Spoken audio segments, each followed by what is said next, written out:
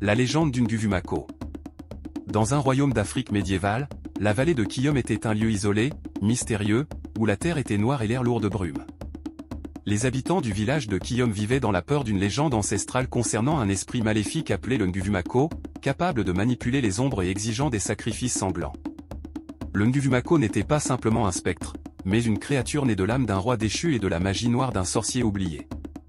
Il se nourrissait des âmes des innocents la nuit. Fola, une jeune guérisseuse vivant en bordure du village, était en dehors des superstitions villageoises. Elle cherchait des plantes rares et des remèdes dans la forêt malgré les dangers. Ces dernières semaines, des enfants disparaissaient, des animaux étaient retrouvés morts, et la légende d'une Nguvumako semblait de plus en plus présente, alimentant l'inquiétude des villageois. Une nuit, sous une lune rouge, Fola sentit une force invisible la pousser à se rendre au cœur de la forêt, où se trouvait la porte entre les mondes, selon les anciens. Fola se retrouva dans une clairière sacrée, un cercle de pierres anciennes, où la magie noire était la plus puissante. Là, elle rencontra le Nguvumako, une silhouette aux yeux rouges brillant dans l'obscurité. Le Nguvumako demanda à Fola pourquoi elle était là, menaçant de défier les ancêtres, et se moqua de son désir de libérer le peuple, affirmant que la soumission était inévitable.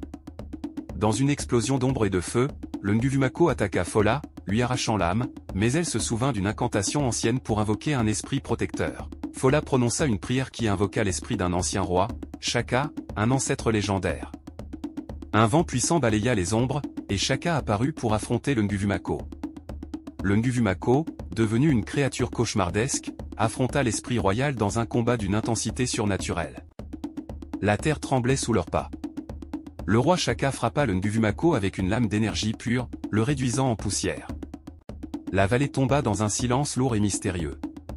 Avant que Fola ne parte, la voix du Nguvumako, désormais translucide mais toujours malveillante, s'éleva. Il lui dit qu'il ne pouvait être tué, car il n'avait jamais vraiment vécu. Soudain, une ombre jaillit de Fola, l'enroulant et l'emprisonnant. Elle comprit trop tard qu'elle était devenue la nouvelle incarnation du Nguvumako. Fola, désormais possédée par l'esprit du Nguvumako, condamna le village à vivre dans une terreur renouvelée. Le cycle de l'horreur recommença, cette fois avec Fola comme l'hôte de la malédiction. Le mystère et les ténèbres du Nguvumako persisteraient, se transmettant de génération en génération, à jamais.